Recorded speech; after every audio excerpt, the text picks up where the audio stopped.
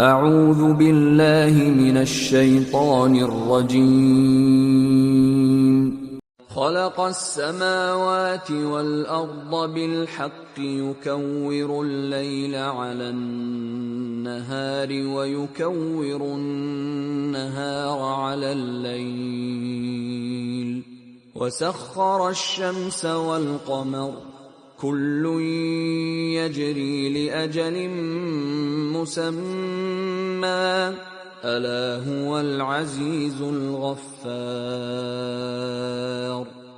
জমিন সুপরিকল্পিতভাবেই সৃষ্টি করেছেন। তিনি রাতকে দিনের উপর লেপ্টে দেন, আবার দিনকে রাতের উপর লেপ্টে দেন।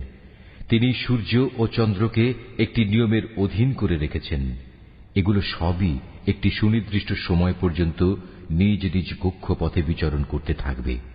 জেনে রেখো, তিনি পরাক্রমশালী ও পরম ক্ষমাশীল।